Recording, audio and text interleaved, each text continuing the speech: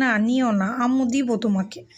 আম্মু তো তোমাকে খাওয়াই দিচ্ছি, তাহলে তোমার দরকার কি হাত দিয়ে ধরার? বলো বাবা, আম্মু তো দিচ্ছি তোমাকে।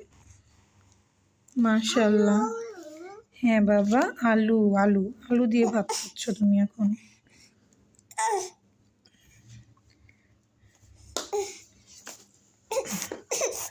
এই যে মোহাম্মদ আনাস,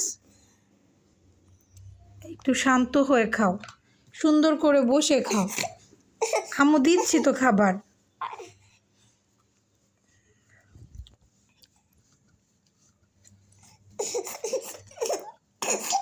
মোহাম্মদ আলী নাও।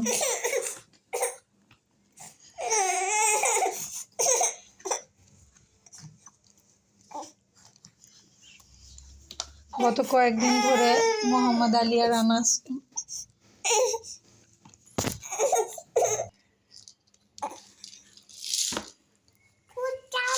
হ্যাঁ খুলো খুলো, খুলছো খুলো বাবা, খুলো।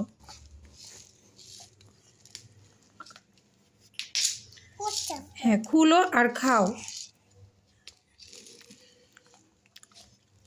এই নাও খাও, খেয়ে নাও।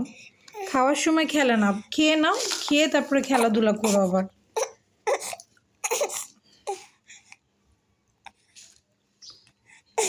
পড়ে গেল।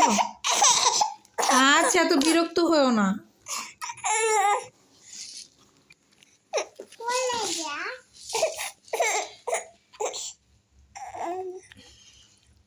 এত বিরক্ত হইলে হবে কেমনে বলো মোহাম্মদ আনাস? এত বিরক্ত হইলে হবে? হ্যাঁ মোহাম্মদ আলী খাবার খাও।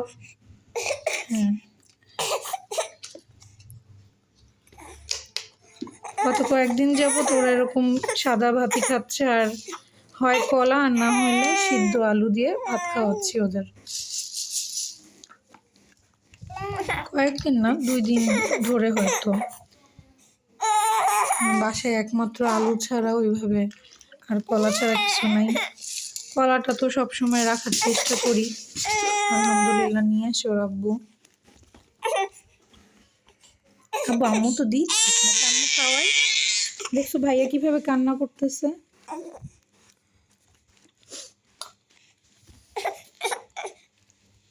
হা করো, আমি খাওয়াই দিচ্ছি তোরে বাবা। উফ, সকাল থেকে কোনো কাজই করতে পারিনি, শুধুমাত্র ভাত বসাতে পারছি। আর ভাতের ভিতরে খালি একটা বড় সাইজের আলু দিয়ে দিছিলাম ওদের জন্য, তাই খাওয়াইতে পারছি। আর কিছুই মানে তাই করতে পারছি, আর কিছুই করতে পারিনি। মোহাম্মদ আনাস সকাল সকাল উঠে গেলে কিছুই করতে পারি না, অনেক কিছুই করতে দেয় না, অনেক কান্নাকাটি করে। ওকে কোলে কোলে রাখতে হয়। কোলে না, ওর সাথে থাকতে হবে, কোলে না। আমি কোলে কোলে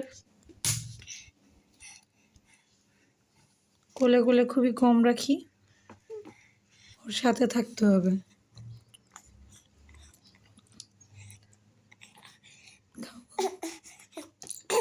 সবাই দোয়া করবেন আমাদের জন্য। আমরা একটু প্রবলেমে আসছি, যেন এই প্রবলেমটা থেকে উঠে দাঁড়াতে পারি ইনশাল্লাহ। আসসালামু আলাইকুম ওয়া রাহমাতুল্লাহি ওয়া বারাকাতুহু।